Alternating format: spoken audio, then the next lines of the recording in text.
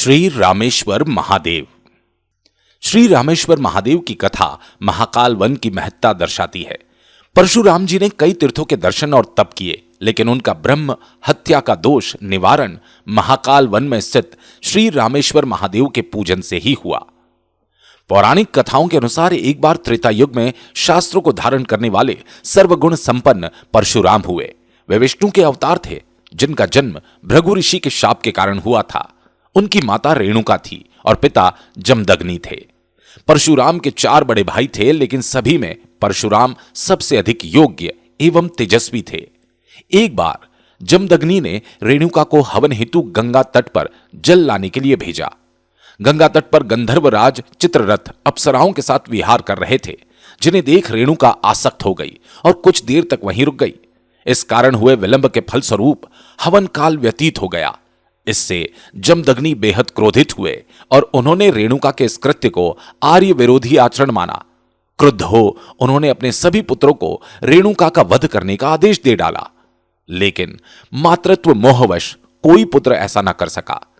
पुत्रों को आज्ञा पालन न करता देख जमदग्नि ने उन्हें विचार शक्ति नष्ट होने का श्राप दे दिया। तभी पिता के तपोबल से प्रभावित परशुराम ने उनकी आज्ञा अनुसार माता रेणुका का शिरोच्छेद कर दिया। परशुराम की कर्तव्य परायणता देख जमदग्नि बेहद प्रसन्न हुए और परशुराम से वरदान मांगने को कहा। वरदान स्वरूप परशुराम ने अपनी माता रेणुका को पुनर्जीवित करने एवं भाइयों को पुनः विचारशील करने की प्रार्थना की। वरदान में भी स्वयं के लिए कुछ न मांग, माता और भाइयों के लिए की गई प्रार्थना से जमदग्नि और अत्यधिक प्रसन्न हुए एवं उन्होंने परशुराम द्वारा मांगे गए वरदानों को प्रदान करने के साथ कहा कि इस संसार में तुम्हें कोई परास्त नहीं कर पाएगा, तुम अजेय रहोगे। तुम अग्नि से उत्पन्न होने वाला इस दृढ़ परशु को ग्रहण करो, इसी तीक्ष्ण धार वाले परशु से तुम विख्यात होगे। वरदान के फलस्वरूप माता रेणुका पुनर्जीवित हो गई, पर परशुराम पर ब्रह्म हत्या का दोष चढ़ गया। कुछ समय बाद हेहय वंश में कार्तवीर्य अर्जुन राजा हुआ। वह सहस्त्रबाहु था। उसने कामधेनु के लिए जमदग्नि ऋषि को मार डाला। पिता के वध से क्रुद्ध हो परशुराम ने परशु से अर्जुन की 1000 भुजाएं काट डाली। फिर परशु ने उसकी सेना का भी नाश कर डाला।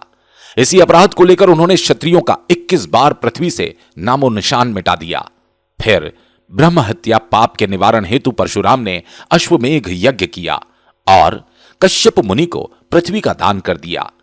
इसके साथ ही अश्व, रथ, सुवर्ण आदि नाना प्रकार के दान किए, लेकिन फिर भी ब्रह्म हत्या का पाप दूर नहीं हुआ। फिर वे रेवत पर्वत पर तपस्या करने चले गए, जहां उन्होंने घोर तपस्या की। फिर भी दोष दूर नहीं हुआ तो वे हिमालय पर्वत तथा बद्रिकाश्रम गए। उसके बाद नर्मदा, चंद्रभागा, गया, कुरुक्षेत्र, नैमिवर, पुष्कर, प्रयाग, केदारेश्वर आदि तीर्थों के दर्शन कर स्नान भी किया। फिर भी उनकी ब्रह्म हत्या के दोष का निवारण नहीं हुआ। तब वे अत्यंत दुखी हुए एवं उनका दृष्टिकोण नकारात्मक होने लगा। वे सोचने लगे कि शास्त्रों में जो तीर्थ, दान इत्यादि का महात्म्य बताया गया है वो सब मिथ्या है। तभी वहां नारद मुनि पहुंचे। परशुराम नारद मुनि से बोले कि मैंने पिता की आज्ञा पर माता का वध किया, क्षत्रियों का विनाश किया, जिसके फलस्वरूप मुझे ब्रह्म हत्या का दोष लगा। इस दोष के निवारण के लिए मैंने अश्वमेघ यज्ञ किया, पर्वतों पर तप किया, कई तीर्थों में स्नान भी किए, लेकिन फिर भी मेरी ब्रह्म हत्या दूर नहीं हो रही।